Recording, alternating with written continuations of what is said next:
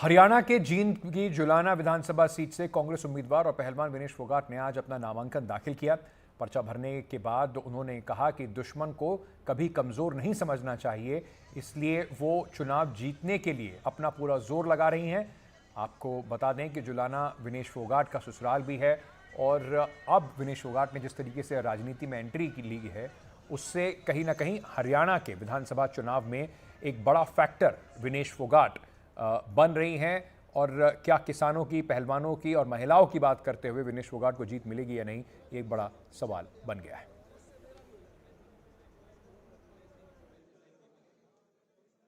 मेरे लिए बहुत खुशी की बात है कि मैं एक फील्ड में आई हूं और वहां पे मैंने पहली बार एक कदम रखा है। आज ऑफिस में आके मतलब सर से मिलके ऐसे लगा, और भाई साहब आए हैं तो मतलब जीत पक्की समझो। हम लेकिन मेहनत कर रहे हैं और हमने रेसलिंग करते हुए सीखा है कि दुश्मन को कभी कमजोर नहीं आंकना चाहिए, तो हम अपनी जी तोड़ मेहनत कर रहे हैं। और सतपाल जी का आशीर्वाद रहेगा। इन्होंने भी अभी 6 महीने भी नहीं हुए, उन्होंने लोकसभा के लिए जो जीत यहाँ से जींद जुलाना से मिली थी, मैं चाहती हूँ कि उससे भी ज़्यादा हम प्यार और आशीर्वाद लोगों का मिले। और भाई साहब जो बोल रहे हैं कि भूपेंद्र सिंह हुड्डा जी सरकार में आए हम और हर एक वर्ग का भला हो, उसके लिए हम मेहनत कर रहे हैं। और मैं चाहती हूँ कि जुलाना के लोगों ने जो प्यार और विश्वास दिखाया है, उनके प्यार के ऊपर, सम्मान के ऊपर मैं हमेशा खरी उतरूंगा। कि जुलाना के लोगों ने मुझे बेटी मानना है बहू से ज़्यादा, लेकिन मेरी शादी हुई थी यहाँ पे और मैं बहुत खुशकिस्मत हूँ कि मेरे को 2 जगह से प्यार मिल रहा है। जहाँ पैदा हुई थी वहाँ से तो मिला ही है, अभी जहाँ पे नई जगह पे मैं आई हूँ तो मेरे को उससे भी ज़्यादा प्यार मिल रहा है। तो मैं एक बहुत भाग्यशाली लड़की हूँ। वहीं हरियाणा के पूर्व मुख्यमंत्री और कांग्रेस के वरिष्ठ नेता भूपेंद्र सिंह हुड्डा ने आज अपना पर्चा भरा। वो गढ़ी सांपला किलोई सीट से उम्मीदवार हैं। भूपेंद्र हुड्डा ने जीत का दावा करते हुए कहा कि प्रदेश में कांग्रेस की लहर है और बीजेपी सरकार जा रही है। उन्होंने कहा कि लोग मन बना चुके हैं कि इस बार कांग्रेस सत्ता में वापस आए।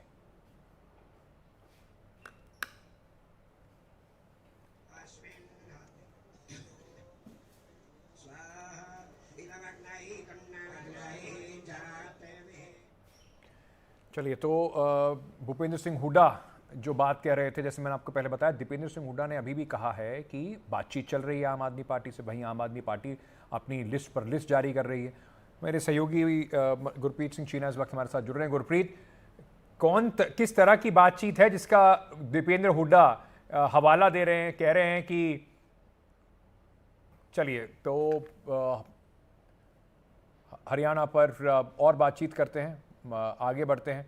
और रोहतक में सांसद दीपेंद्र हुड्डा ने दावा किया है कि कांग्रेस की सरकार प्रचंड बहुमत से बनने जा रही है।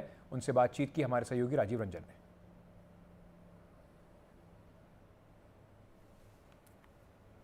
हमारे साथ है रोहतक से सांसद है कांग्रेस के दीपेंद्र सिंह हुड्डा। क्या हवा लग रहा है इस बार? आप खुद देखिए, आप खुद अंदाजा लगाइए। प्रचंड बहुमत से कांग्रेस पार्टी की सरकार बनने जा रही है हरियाणा में, हमारा विश्वास है। इस बार तो ये दावा जो है बीजेपी भी कर रही है कि उसकी भी सरकार तीसरी बार बनने जा रही है। देखिए, आज हरियाणा प्रदेश का हर वर्ग भाजपा के 10 साल के कुशासन से इतना दुखी और तंग आ चुका है, और हर वर्ग चौधरी भूपेंद्र सिंह हुड्डा जी के नेतृत्व में कांग्रेस की जो सरकार रही 10 साल हरियाणा में, उसे कार्यकाल को याद करता है। तो आज पूरे प्रदेश के अंदर एक माहौल बना है। प्रदेश के कोने कोने से एक ही आवाज आ रही है, भाजपा की सरकार जा रही है। हुड्डा साहब के नेतृत्व में, उदय भान जी की अध्यक्षता में कांग्रेस पार्टी की सरकार आ रही है। लेकिन इस बार आपका गठबंधन नहीं हो पाया लग रहा है, अकेले ही लड़ेंगे आप लोग? कांग्रेस स्वयं सक्षम है, मजबूत है, लेकिन हम एक इंडिया गठबंधन का राजधर्म निभाने के लिए हमने अपनी बातचीत हम कर रहे थे अन्य दलों से। और मैं समझता हूं कि जो आम आदमी पार्टी की जैसे बात है, वो बातचीत कर रहे थे, शायद कहीं ना कहीं उन्होंने अपने कैंडिडेट्स उसके बीच में उन्होंने डिक्लेयर किए हैं, उनकी मर्जी, लेकिन कांग्रेस अपने स्वयं सक्षम है। लेकिन आम आदमी पार्टी का रिक उसे कमजोर मत समझिए, हर हालत में मजबूती से लड़ेंगे, 90 सीट पर लड़ेंगे वो लोग। अब इस बात में तो हम क्या कह सकते हैं, वो तो आप हरियाणा की जनता से पूछ लेना। लेकिन हमने कहा हम किसी को कमजोर या किसी को नहीं, इंडिया गठबंधन का राजधर्म निभाते हुए हमने सबसे बातचीत कर रहे थे, सबसे बातचीत चल रही थी। उन्होंने अपनी लिस्ट डिक्लेयर करी है, अब जो है वो जाने। लेकिन विपक्ष के वोटों का बंटवारा नहीं होगा लगता आपको? देखिए, एकजुटता से 36 बिरादरी हरियाणा की 36 बिरादरी ने ठाना है चौधरी भूपेंद्र सिंह हुड्डा जी के नेतृत्व में, उदय भान जी की अध्यक्षता में कांग्रेस की सरकार को लाना है और बीजेपी को हरियाणा से भगाना है। तो क्या माने कि तीसरी बार भी भूपेंद्र सिंह हुड्डा ही जो मुख्यमंत्री बनेंगे, जो आपके पिताजी भी हैं? हमारी प्रक्रिया होती है पार्टी की, पार्टी प्रक्रिया होती है, उसी के अनुसार चलती है पार्टी। लेकिन जो यहाँ का जो रोहतक जो है जाट बहुत इलाका है और जाटों को यह लग रहा है कि हमारा पूरा क्षेत्र 36 बिरादरी का, पूरा हरियाणा, ये 36 बिरादरी का साथ, सहयोग और आशीर्वाद। लेकिन कांग्रेस के ही दूसरे नेता हैं शैलजा करे कि दलित क्यों नहीं मुख्यमंत्री बन सकता है। देखिए, तो आम आदमी पार्टी ने, जैसे मैंने आपको बताया, अपने 21 उम्मीदवारों की सूची जारी कर दी है। तो क्या अभी भी कोई रास्ता बचा हुआ है आम आदमी पार्टी और कांग्रेस में के बीच में गठबंधन का? गुरप्रीत चीना हमारे साथ जुड़े हुए हैं। गुरप्रीत, दीपेंद्र हुड्डा कह रहे हैं बातचीत अभी भी जारी है, आम आदमी पार्टी एक के बाद एक लिस्ट अपनी बाहर निकाल रही है, 61 उम्मीदवार घोषित कर चुकी है। तो क्या अभी भी दरवाजा बचा है या सब दरवाजे बंद? देखिए, कांग्रेस की अभी लिस्ट आनी बाकी है और कहीं ना कहीं हम देख रहे हैं, सुबह भी हमने दीपेंद्र हुड्डा से बात की और उन्होंने कहा कि हमारी लगातार बातचीत चल रही है, क्योंकि पहले जो पेच फंसा था वो सीटों को लेके फंसा था और वहीं कांग्रेस ने ये स्पष्ट कर दिया था कि 10 से 15 सीटें वो आम आदमी पार्टी को नहीं दे सकते, वो ऐसी पोजीशन में नहीं है। लेकिन कांग्रेस ने कहीं ना कहीं, जैसे अभी हमने सुना कि दीपेंद्र हुड्डा कह रहे हैं कि हमने अपने जितने भी गठबंधन वाले थे, इंडिया अलायंस के जो पार्टनर थे, उनसे बातचीत किया है। लेकिन कहीं ना कहीं लगता कि हरियाणा की सियासत में कांग्रेस, क्योंकि लोकसभा में 5 सीटें लेने के बाद लगातार जो Chaudhary Bhupinder Singh, former chief minister of Haryana, वो ये दावा करते रहे हैं कि हमें अलायंस की ज़रूरत नहीं, क्योंकि हम इंडिपेंडेंटली इलेक्शन लड़ेंगे। लेकिन फिर भी जो सेंट्रल लीडरशिप है वो आपस में बातचीत कर रही थी। तो अगर कुल मिला के देखा जाए तो लगातार आम आदमी पार्टी भी अपने कैंडिडेट डिक्लेयर कर रही है, वहीं कांग्रेस के भी कुछ लोगों के नाम फंसे हुए हैं। इस बात को लेके कहीं ना कहीं ये लगता है कि गठबंधन सिर पे नहीं चढ़ रहा, लेकिन कोई भी ऑफिशियली इस पे कमेंट नहीं कर पा रहा, क्योंकि जो सेंट्रल लीडरशिप है जब तक वो पुष्टि नहीं करेगी तब तक लगता है कि स्टेट लीडरशिप इससे दूर रह रही है। लेकिन देखते हैं कि क्योंकि कल लास्ट दिन है नॉमिनेशन भरने के, आज लिस्ट आप सभी पार्टियों को देनी ही पड़ेगी, जो बाकी कैंडिडेट हैं उनको डिक्लेयर करना ही पड़ेगा। तो कहीं ना कहीं स्थिति आज शाम तक ये क्लियर हो जाएगी। Back to studio. बहुत बहुत शुक्रिया हमारे साथ जुड़ने के लिए। सीधे आपको हिमाचल प्रदेश लिए चलते हैं, जहां पर हिमाचल प्रदेश की राजधानी शिमला में संजौली मस्जिद से जुड़ा हुआ विवाद जो है वो बढ़ता जा रहा है। मस्जिद में अवैध निर्माण के खिलाफ हिंदू संगठनों के लोग सड़कों पर उतरकर प्रदर्शन कर रहे हैं। आपत्तिजनक नारे भी कई इन प्रदर्शनों में सुनाई पड़े। आज प्रदर्शन के दौरान पुलिस और प्रदर्शनकारियों के बीच में झड़प हुई। प्रदर्शनकारी अब बैरिकेड तोड़कर आगे बढ़ रहे थे, जिस पर पुलिस ने लाठीचार्ज किया।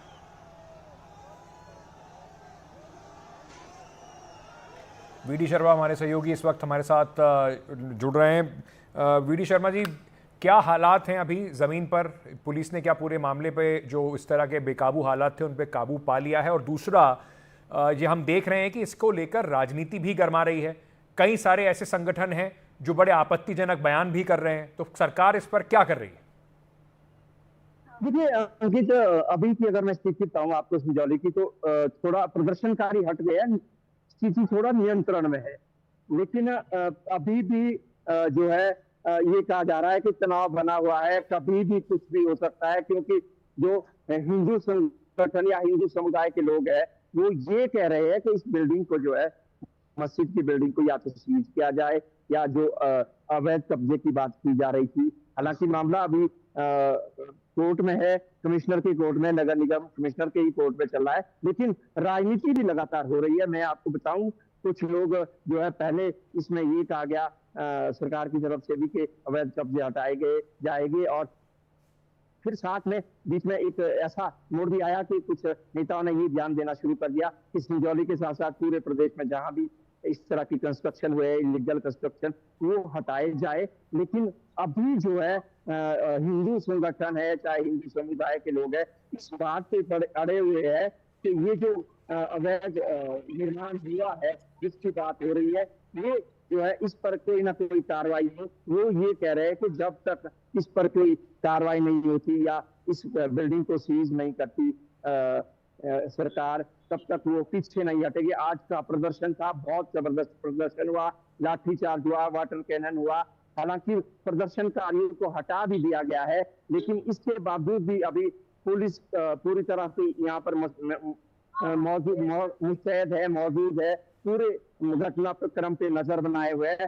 पॉलिटिकली बयान भी शुरू हो गए हैं, लेकिन अभी भी जो है स्थिति जो है संजौली में खासतौर पर तनावपूर्ण है और लगातार यहाँ पर जो है पुलिस के जवान डटे हुए हैं, पूरा पहरा है, पूरी एरिया को छावनी में तब्दील किया हुआ है। सिर्फ इतना जरूर हुआ है कि सुबह से जो प्रदर्शन हो रहा था वो फिलहाल अभी थम गया है, मूवमेंट शुरू हो गई है।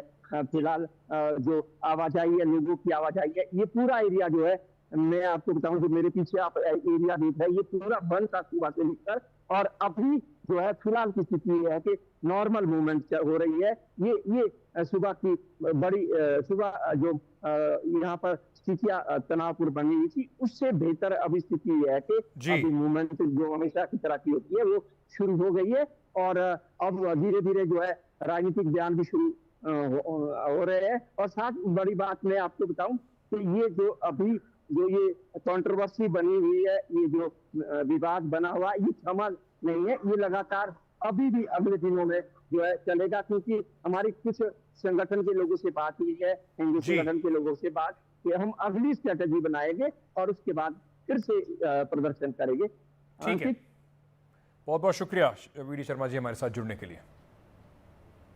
तो इस पर विवाद के ऊपर किस तरीके से वीडी शर्मा बता रहे थे कि अब स्थिति थोड़ी सामान्य है।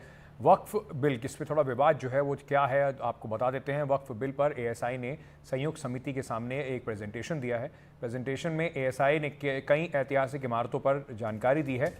औरंगाबाद स्थित औरंगजेब का मकबरा एएसआई की संपत्ति, दौलताबाद का किला, आगरा जामा मस्जिद एएसआई की संपत्ति है।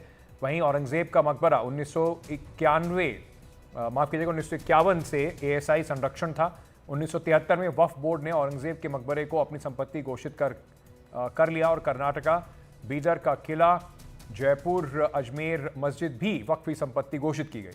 एएसआई ने समिति को 53 स्मारकों की सूची सौंपी है।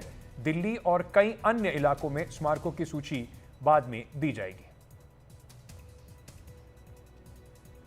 हमारे सहयोगी प्रशांत इस वक्त हमारे साथ जुड़ रहे हैं।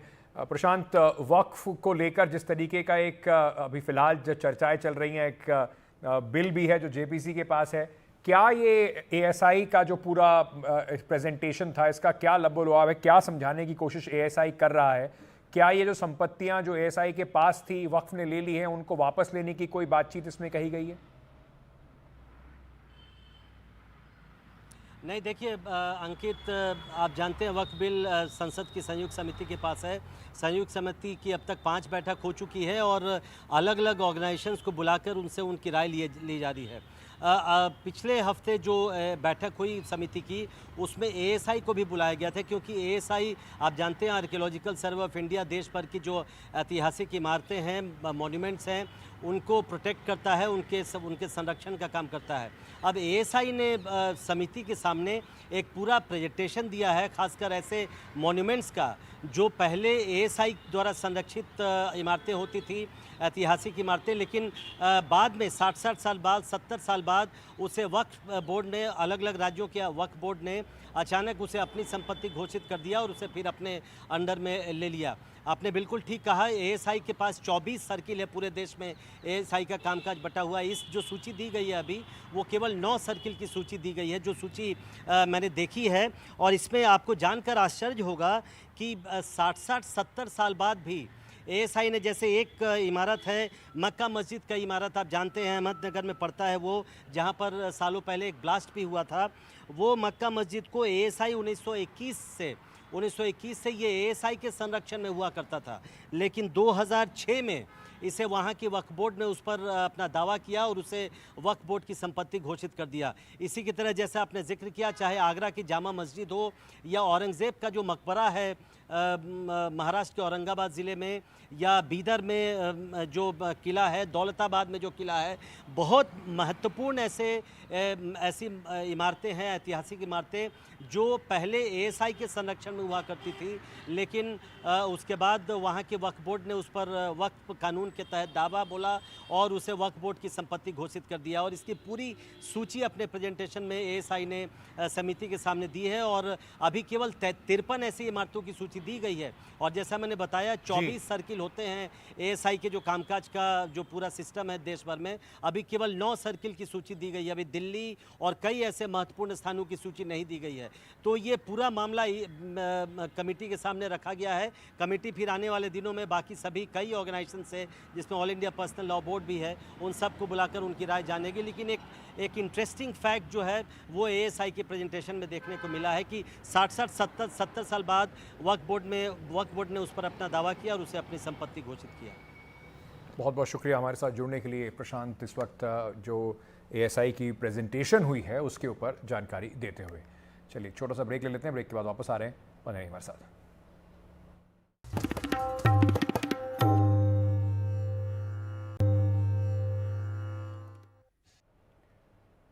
बॉलीवुड एक्ट्रेस मलाइका अरोड़ा के पिता अनिल अरोड़ा को बुधवार को उनका निधन हो गया। मीडिया रिपोर्ट्स के मुताबिक उन्होंने मुंबई के बांद्रा स्थित अपने घर में आत्महत्या कर ली।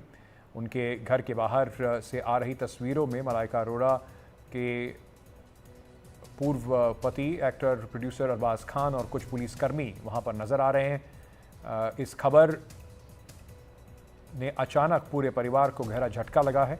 बताया जा रहा है कि मलाइका के पिता की मौत घर की छत से गिरने से हुई। अब तक अनिल अरोड़ा की मौत की असल वजह की पुष्टि नहीं हो पाई है। एक वीडियो सामने आया है जिसमें मलाइका के पूर्व पति वहां पर नजर आ रहे हैं।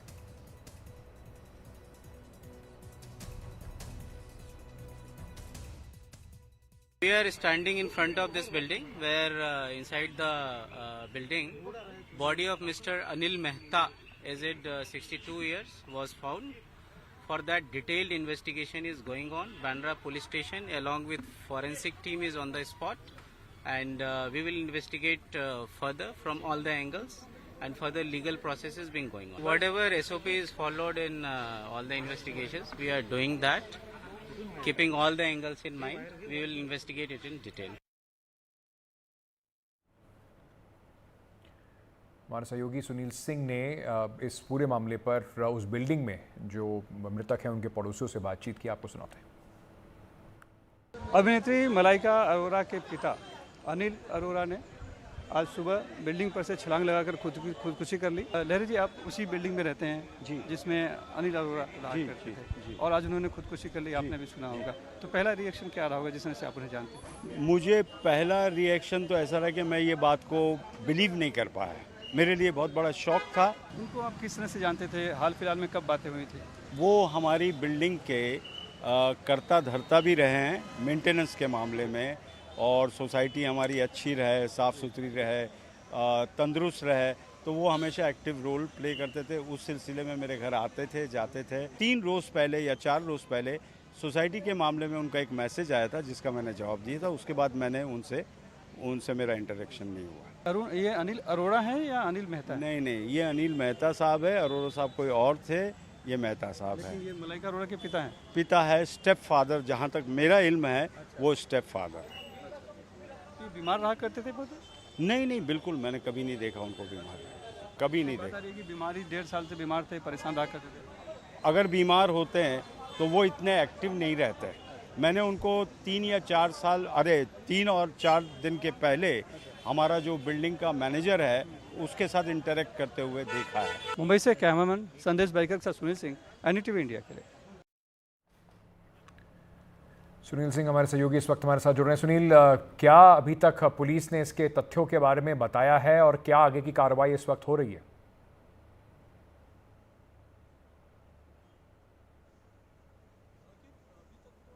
अधिकृत तौर पर जो जानकारी दी है वो यही कि अनिल मेहता ने अपनी 6ठी मंजिल, जो कि इस आयशा मनोर इमारत है, उसकी 6ठी मंजिल पर आप देख रहे होंगे, तो एक बालकनी है जिसमें कि ग्रिल नहीं लगी हुई है और पौधा दिखाई पड़ रहा है। उसी बालकनी से कूदकर उन्होंने खुदकुशी कर ली है।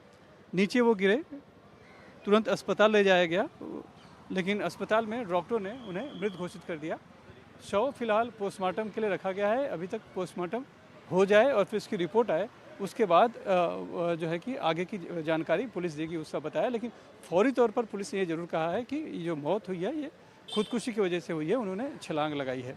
वजह क्या रही है ये अभी तक कोई पुलिस उस पर बात नहीं कर पा रही है, लेकिन जो पुलिस सूत्र हैं वो बता रहे हैं कि कुछ वो डिप्रेशन में रहा करते थे, लेकिन किस चीज़ का डिप्रेशन था ये अभी तक पता नहीं चल पाया है। पहले ये ज़रूर खबर आई थी कि वो बीमार थे और बीमारी की वजह से परेशान थे, लेकिन जब हमने पड़ोसी से बात की और भी यहाँ पे कुछ लोगों से बात की तो उन्होंने बीमारी की बात को एक तरह से खारिज कर दिया। उन्होंने कहा कि वो बिल्कुल तंदुरुस्त थे और रोज़ाना यहाँ पर आते जाते दिखाई पड़ते थे और वो अपने बिल्डिंग के जो, चूँकि वो बिल्डिंग के सोसाइटी के सदस्य थे तो बिल्डिंग के जो मेंटेनेंस के जो काम होते हैं उसके लिए भी वो सक्रिय रहा करते थे, लोगों से संपर्क में भी थे। तो बीमारी की कोई बात नहीं है, लेकिन हाँ उन्होंने खुदकुशी कर ली है और खुदकुशी क्या क्यों की है ये बड़ी वजह है जो अभी तक सामने नहीं आई है। ये सवाल फिलहाल यहाँ पर बना हुआ है। बहुत बहुत शुक्रिया सुनील हमारे साथ जुड़ने के लिए। इस खबर पर आगे बढ़ते हैं और बात करते हैं कांग्रेस सांसद और लोकसभा के विपक्ष के नेता राहुल गांधी की, लेकिन उस पर थोड़ी चर्चा करेंगे एक छोटे से ब्रेक के बाद।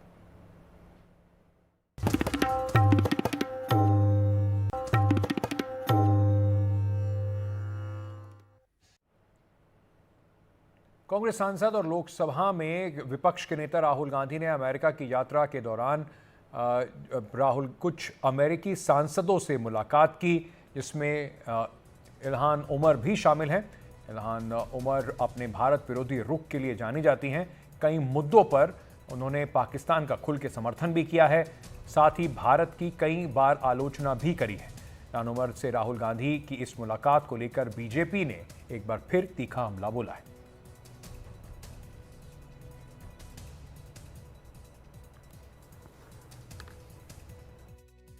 अब आइए साहब, और ये महोदय जो हैं देखिए कितने मधुर भाव से सेल्फी ले रहे हैं राहुल गांधी जी के साथ।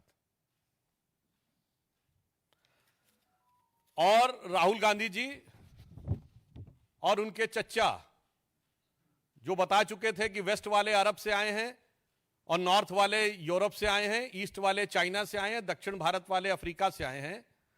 ये चतुर्दिक प्रतिभा के धनी जो इनके सैम हैं उनके साथ ये बैठे हुए हैं।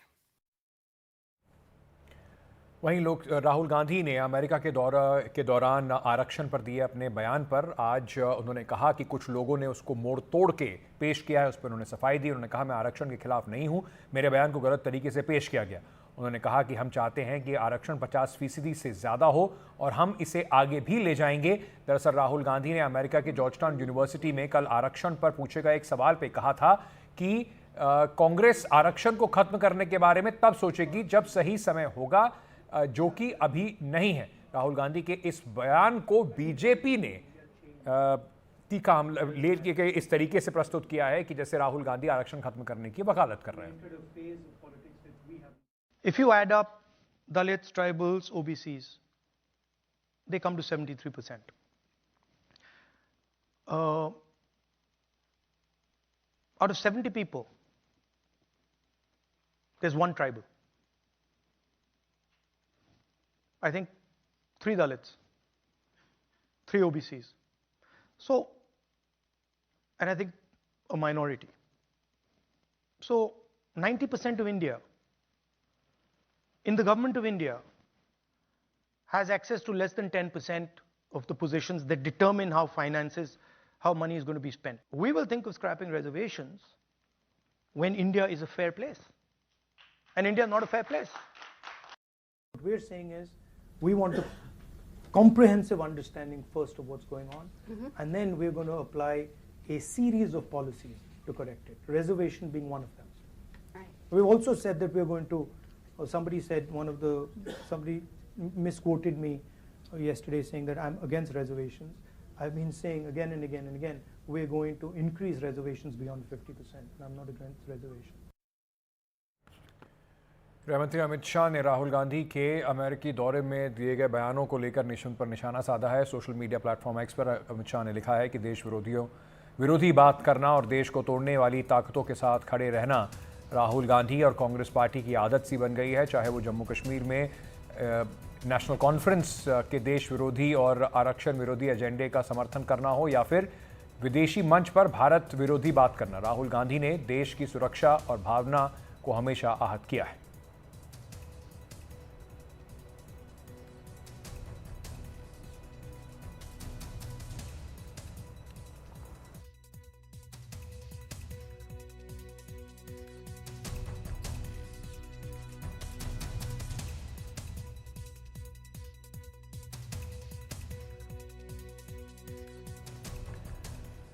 भोपाल में मध्य प्रदेश के उच्च शिक्षा मंत्री का अजीबोगरीब बयान एक सामने आया है। बरकतुल्लाह यूनिवर्सिटी के दीक्षांत समारोह में मंत्री इंदर सिंह परमार ने कहा कि अमेरिका की खोज कोलंबस ने नहीं की थी।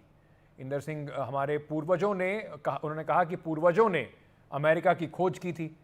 अब ये नया जो ज्ञान मंत्री जी दे रहे हैं, जरा सुन लीजिए।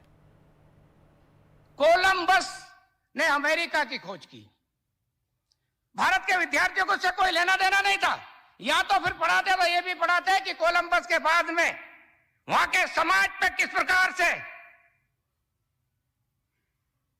कोलंबस के बाद के लोगों ने अत्याचार किया और वहां के जनजाति समाज को नष्ट करने का काम किया, क्योंकि वहां का समाज प्रकृति पूजक था, सूर्य का उपासक था।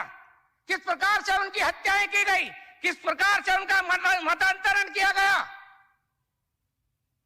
लेकिन दुर्भाग्य से वो सही तथ्य नहीं पढ़ाए, उल्टा भारत के विद्यार्थियों को पढ़ाते कोलंबस ने अमेरिका की कोलंबस। मैं कहना चाहता हूं कि यदि किसी को लिखना था तो ये लिखना चाहिए था कि भारत का महानाविक वसुलून 8वीं शताब्दी में वहां जाता है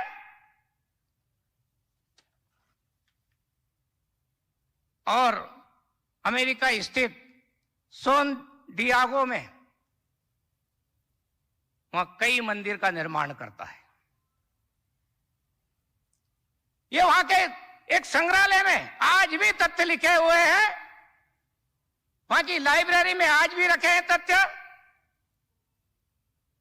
अब यदि किसी को पढ़ाना ही होता तो सही पढ़ाना था कि यदि अमेरिका की खोज थी तो भारत में हमारे पूर्वजों ने की है, हमारे पुरखों ने की है। कोलंबस ने अमेरिका की खोज नहीं की और हम गए तो हमने वहां की संस्कृति, माया संस्कृति वहां चलती थी, उसके साथ मिल करके उनका विकास में सहयोग दिया है। ये भारत का चिंतन और दर्शन है जिसको विद्यार्थियों को पढ़ाने की जरूरत थी।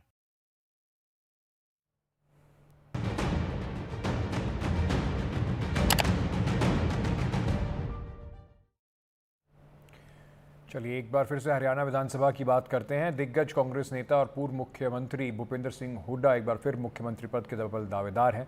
हुड्डा लंबे समय से रोहतक के गढ़ी सांपला किलोई सीट से विधायक रहे हैं। हमारे सहयोगी शरद शर्मा ने हुड्डा की विधानसभा क्षेत्र में एक गांव में जाकर लोगों से बातचीत की, आपको सुनाते हैं। गई भैंस पानी में, ऐसी ही परिस्थितियों को देखकर इस मुहावरे ने जन्म लिया होगा। भैंस का शरीर भारी होता है और गर्मी इसको ज़्यादा लगती है, ऐसे में एक बार पानी में ये चली जाए तो मस्त हो जाती है। इसलिए ही शायद ये मुहावरा बना होगा कि गई भैंस पानी में। नमस्कार, मैं हूँ शरद शर्मा। दिखा रहा हूँ, समझा रहा हूँ और ख़ुद भी समझ रहा हूँ माहौल हरियाणा का। आज मैं आ गया हूँ हरियाणा के रोहतक ज़िले के गांधरा गांव में। ख़ास बात यह है कि ये गांव जिस विधानसभा क्षेत्र में पड़ता है उसका नाम है गढ़ी सांपला किलोई। ये विधानसभा क्षेत्र है हरियाणा के पूर्व मुख्यमंत्री और इस बार भी मुख्यमंत्री पद के दावेदारों में से एक कांग्रेस नेता भूपेंद्र सिंह हुड्डा का। तो इस गांव में आया हूं। पहले तो देखिए, गांव की भाषा में इसे जोड़ कहा जाता है, यानी कि एक तालाब होता है जो प्राकृतिक रूप से बनता है। तो यहाँ से हम आपको इस गांव का नज़ारा, गांव का माहौल दिखाने, समझाने और खुद भी समझने की कोशिश करते हैं। मुख्यमंत्री के चुनाव आ रहे हैं, 5 अक्टूबर को वोट है, वोट गिरने आई तो पता ही आपको। हाँ जी। तो किसका माहौल बन रहा है आपकी बार दोनों तरफ है, किसी को नहीं कह सकते। बीजेपी भी बहुत है, अच्छा, और कांग्रेस भी है, पर बीजेपी की ज़्यादा वो बता कुछ नहीं सकते कौन जीतेगा। अच्छा, वैसे ये तो गढ़ी सांपला किलोई हल्का पड़ेगा तो। हाँ, दीपेंद्र का ज़्यादा रोल है यहाँ पे। अच्छा, वो नहीं, भूपेंद्र सिंह हुड्डा है यहाँ तो, बड़े हुड्डा साहब। हाँ, भूपेंद्र सिंह हुड्डा ये विधायक यहाँ पे सालों से रहते हैं। हाँ, काम भी करवाते हैं ये। अच्छा, काम करवाते हैं जी। अच्छा, लेकिन अभी माहौल नहीं पता लग रहा है कि अभी कुछ भी नहीं कह सकते, यानी कि एक टक्कर है। अच्छा, यानी कि यहाँ की सीट तो ज़्यादातर दीपेंद्र की होती है। भूपेंद्र की, दीपेंद्र तो लड़का है उनका। हाँ, भूपेंद्र, हम दीपेंद्र को ही जानते हैं, भूपेंद्र को ही जानते हैं, पर दीपेंद्र का ज़्यादा लगाव है। अच्छा, वो ज़्यादा एक्टिव वो रहते होंगे यहाँ पर। हाँ, पूछ रहा था, चुनाव आ रहे हैं तो 5 तारीख को वोट गिरे जाएंगे। हाँ जी। तो इब की बार किसका माहौल लग रहा है? इब के ना तो इसका कांग्रेस का है जी, भुप्पी का। अच्छा। पत्ती यहाँ जो रारत है यही है। अच्छा, भूपेंद्र सिंह हुड्डा। भूपेंद्र सिंह हुड्डा। अच्छा, नहीं वो तो आपके यहाँ से विधायक तो हैं वो। हाँ। आप विधायक के लिए कह रहे हैं या सरकार के लिए भी कह रहे हैं? ना सरकार के भी इससे ये राजेश ये है कि कांग्रेस से आ सके। अच्छा, आ सके कांग्रेस। हाँ जी। अच्छा, अब के चुनाव आ रहे हैं, किसका माहौल बन रहा है अब की बार? कांग्रेस का। कांग्रेस का कोई खास कारण कांग्रेस से बनने का? बीजेपी ने कुछ कराया ही नहीं। अच्छा, तो यहाँ से आपके यहाँ से तो वैसे भी सालों से कांग्रेस ही है। नहीं, 10 साल से पीछे बीजेपी। नहीं, सरकार तो बीजेपी की है पर विधायक तो कांग्रेस के ही हैं यहाँ पर। विधायक कांग्रेस के। हाँ हाँ। अच्छा, सरकार ने कुछ नहीं किया इसलिए अब जो है कुछ नहीं किया। सीएम कुछ नहीं करता, पहले भी ऐसे ही वो मनोहर लाल खट्टर को बैठा दिया। अच्छा। हाँ, उन्होंने कुछ नहीं किया। अच्छा, तो उसे अच्छा तो खाली सीट छोड़ देते, वही अच्छा था। अच्छा, तो आप तो परंपरागत रूप से कांग्रेस के वोटर हैं या नहीं? वोटर किसी के नहीं स्पेशल, जो काम करता है। बीजेपी को मौका दिया था, उसने कुछ किया ही नहीं। अच्छा, मौका दिया था बीजेपी को। ये नहीं, ऐसा नहीं है कि बस एक ही पार्टी को चले जा रहे हैं। नहीं। अच्छा, ठीक है। आपका क्या नाम हुआ जी? जगबीर सिंह। जगबीर जी, यहीं गांधरा के हो जी? यही के हो रहा था बाजगढ़ किया कुछ नहीं हुआ अभी। अच्छा, बहादुरगढ़ रह रहे हैं? हाँ जी। अच्छा, क्या कर रहे हैं जी? कुछ मैं फारिग हूँ, अपने रिटायरमेंट है। अच्छा, रिटायरमेंट हो गई है। अच्छा, आप क्या कर रहे हैं भाई साहब? मैं जमींदारा कर रहा हूँ। खेती बाड़ी। यहाँ हरियाणा में जमींदारी का मतलब खेती होता है और जमींदार का मतलब होता है किसान। हाँ जी, तो आप बता रहे थे कुछ माहौल के बारे में। माहौल क्या पूछना चाह रहे हो? बहुत चुनावी माहौल की बार किसका माहौल बन रहा है? तो मेरे ख्याल में कांग्रेस का होना चाहिए। अच्छा, जहाँ भी मैं तो आइडिया लगा रहा हूँ। अच्छा, क्योंकि गांव के इसमें जो है ज़्यादा चर्चा होती है कि हाँ भी अब की बार कौन बन रहा। सिटी शहर में भी ऐसा है। तो भाई ये पूछ रहे अब की बार किसका माहौल बन रहा है? अब की बार कांग्रेस का बन रहा साहब। अच्छा, कोई खास कारण कांग्रेस के बनने का? बस खास काम तो क्या है साहब, यही काम है अपना। देखो बीजेपी ने तो कुछ नहीं करवाया अभी। अच्छा, 10 साल में। अच्छा, जो कांग्रेस पे उम्मीद है मैंने तो। अच्छा, दीपेंद्र हुड्डा पे। हैं? दीपेंद्र हुड्डा पे, कांग्रेस पे। अच्छा, हाँ जी। यहाँ दीपेंद्र हुड्डा को ज़्यादा जान रहे हैं भूपेंद्र हुड्डा की बजाय? हाँ हाँ हाँ। भूपेंद्र हुड्डा को नहीं जान रहे हैं? हाँ जी, हाँ जी। जबकि विधायक तो भूपेंद्र हुड्डा है यहाँ से। हाँ हाँ, बजा गए बाप के नाम से तो भाई बच्चा पहचाना जाता है। अच्छा, लेकिन यहाँ तो ऐसा लग रहा है कि बेटे के नाम से बाप पहचाना जा रहा है। दोनों लगा लो साहब, संबंध है कि हो जाता है। चुनाव आ रहे हैं तो भाई ये पूछ रहे हैं कि इसका माहौल बन रहा है अब की बारी? माहौल तो कांग्रेस का फिलहाल में तो भाई। अच्छा, हाँ, हुड्डा कोई खास? हुड्डा साहब का? हाँ, हुड्डा साहब का है। तो वो तो पिछली बार भी था हुड्डा साहब का तो। हाँ, पर सरकार तो नहीं बनी पिछली बार की। सरकार अब की बार तो आस है पूरी। अच्छा, हाँ है भाई, बार बन जाएगी ना, पूरी आस है हमें। क्या आप करते क्या हैं?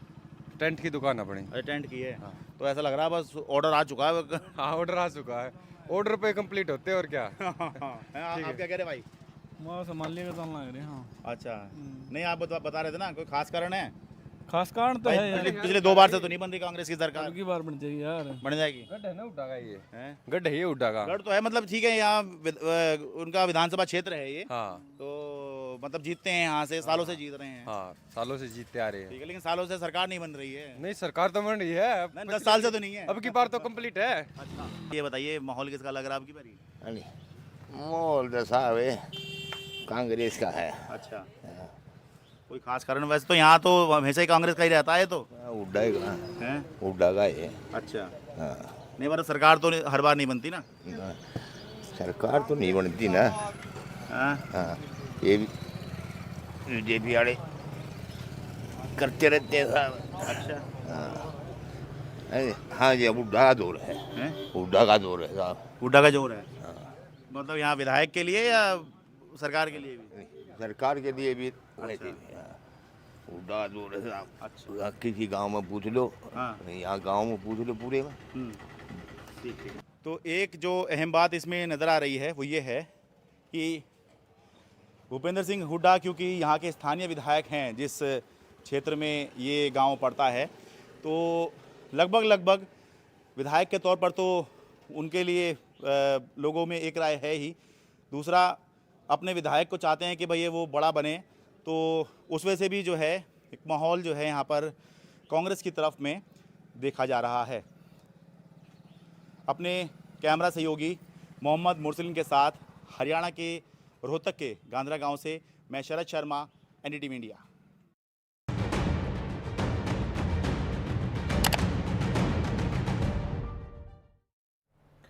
इस वक्त एक बड़ी ब्रेकिंग न्यूज़ कश्मीर से आ रही है। जम्मू कश्मीर के कठुआ में सेना ने आतंकवादियों के साथ जो मुठभेड़ है उसमें 3 आतंकवादियों को मार गिराया है। कठुआ के बसंतगढ़ इलाके में ये मुठभेड़ जारी है। दोपहर 1 बजे से सेना और दहशतगर्दों के बीच में ये मुठभेड़ जारी है। नज़ीर मसूदी हमारे सहयोगी इस वक्त हमारे साथ जुड़ रहे हैं। नज़ीर, सेना को इसमें सफलता मिली है, क्या अभी हालात हैं, कौन ये आतंकवादी हैं जो मारे गए हैं, इनका क्या पहचान अभी हो पाई? दरअसल जो ये इंफॉर्मेशन है अभी तो सूत्रों के हवाले से कई चैनल चला रहे हैं, जो आउटलेट्स चला रहे हैं, लेकिन अधिकारी तौर पे मैंने जो बात की पुलिस के सीनियर अधिकारियों से, अभी तक उन्होंने अधिकारी तौर पे पुष्टि नहीं किया है। जो हम पहले से खबर, ये जब से खबर ब्रेक हुई तो कहा था 4 से 5 जो मिलिटेंट है वो वहाँ उनको घेर के रखा था। इसके बसंतगढ़ इलाके में जो एक ट्राई जंक्शन है जो 3 जिलों को मिलाता है, कठुआ से उधमपुर और उधमपुर से वहाँ मरमत डोडा के साथ भी। तो कुल मिला के अगर ऐसा हुआ है तो ये बड़ी कामयाबी है सुरक्षा फोर्सेस के लिए, क्योंकि इस इलाके में कहीं इनकाउंटर्स हुए लेकिन कभी भी इस तरह की कामयाबी उनको मिलिटेंट नहीं मार गिराए गए, बल्कि मिलिटेंट भाग निकलने में कामयाब हुए। दरअसल सुरक्षा फोर्सेस तभी किसी चीज़ की आधिकारिक तौर पे तस्दीक करते हैं जब किसी को उनको बॉडी मिल जाए, वहाँ से वेपन मिल जाए और बाकी जो तस्दीक हो वो ज़रूरी होती है। तो अभी उसके लिए हमें थोड़ा इंतज़ार करना पड़ेगा और वाकई क्या 3 आतंकी या मिलिटेंट इसमें मार गिराए गए हैं। अभी तक तो ये सूत्रों के ही हवाले से ही लोग कह रहे हैं, लेकिन माना जाता है कि वहाँ कुछ 4 से 5 मिलिटेंट थे और 3 के मारने की खबर है, लेकिन हम उसकी तस्दीक के लिए जो आधिकारिक तौर पे पुलिस क्या बता रही है, सुरक्षा फोर्सेस क्या बताएगी, उसका इंतजार कर रहे हैं। तो आधिकारिक पुष्टि होना इसका बाकी है, लेकिन जो एनकाउंटर है वो 1 बजे से चल रहा है। हमने देखा है पिछले कुछ दिनों में जम्मू कश्मीर में आतंकवादी गतिविधियां बढ़ी हैं, खासतौर से जम्मू के इलाके में। नज़ीर, चुनाव अब सर पर हैं तो किस तरीके की तैयारियां सुरक्षा बलों की हैं? दरअसल अगर इस तरह का ऑपरेशन ही, दरअसल एक तरफ चुनाव पुरअमन हो, दूसरी तरफ आतंक से लड़ा जाए, यही तैयारी खुद बताती है कि किस तरह एक तरफ चुनाव के लिए सुरक्षा फोर्सेस को लगा दिएगा, दूसरी तरफ जो एंटी मिलिटेंसी ऑपरेशन है उसमें भी कोई कमी नहीं है। हाँ, जम्मू क्षेत्र सुरक्षा फोर्सेस के लिए बहुत ही बड़ा चैलेंज है, क्योंकि यहाँ इस पूरे खित्ते में जो सुरक्षा फोर्सेस को एक के बाद एक अटैक उनको झेलने पड़े, कहीं एक सुरक्षा फोर्स के लोग मारे भी गए। तो इस तरह के ऑपरेशन सुरक्षा फोर्स की ये दिखा रहा है कि उनने एक स्ट्रेटजी, कामयाब स्ट्रेटजी बनाई है और ज्वाइंट ऑपरेशन वो आतंकियों के खिलाफ इस पूरे खित्ते में कर रहे हैं। जाने से पहले नज़ीर, एक सवाल आपसे और पूछना चाहूँगा कि जम्मू कश्मीर का जो पहला चरण का चुनाव है वो अब बिल्कुल होने ही वाला है और कश्मीर में ख़ास तौर से उसको लेकर राजनीतिक गतिविधियां भी इस वक्त बढ़ी हुई हैं। लगातार ये कहा जा रहा है कि पहली बार देर रात तक चुनाव में कैंपेन करते हुए लोग दिखाई पड़ रहे हैं। तो क्या इस तरीके के जो आतंकवादी घटनाएं हैं या ऑपरेशंस हैं उनको लेकर लोगों के बीच में डर का माहौल है या निडर होकर लोग बाहर निकल रहे हैं, चुनाव के बारे में बातचीत कर रहे हैं, अपनी जो वोटिंग प्रोसेस है उसका इंतजार कर रहे हैं? दरअसल जो बंदूक है, बंदूक का खौफ है, उसने कुछ जगहों पे तो किया होगा, लेकिन कुल मिला के आम आदमी उससे कभी डरा नहीं, उसने वोट डाला। जो लोकतंत्र ने फतह हासिल की है आतंक पे जो या हिंसा पहले भी और अब भी करेगी, और यहाँ नहीं लग रहा है कि कोई कुछ भी हो, लोग इससे डरेंगे। लोग हिस्सा ले रहे हैं, रैलीज हो रहे हैं, और जैसे हम बता रहे हैं पार्लियामेंट में इलेक्शन में कितनी बड़ी तादाद में लोगों ने वोट डाले, 58% वोट थे। 2014 के असेंबली में 66% वोट लोगों ने वोट डाले। तो आतंक हो न हो तो उस पर वोटिंग पे फर्क नहीं पड़ने वाला है। कुछ जगहों पे हो सकता है जहां आतंक के अलावा कोई आइडियोलॉजी भी हो सकते हैं, उसकी वजह से फर्क पड़ सकता है, लेकिन आतंक की वजह से हमने नहीं देखा कि उस डर की वजह से, वो जमाना चला गया जब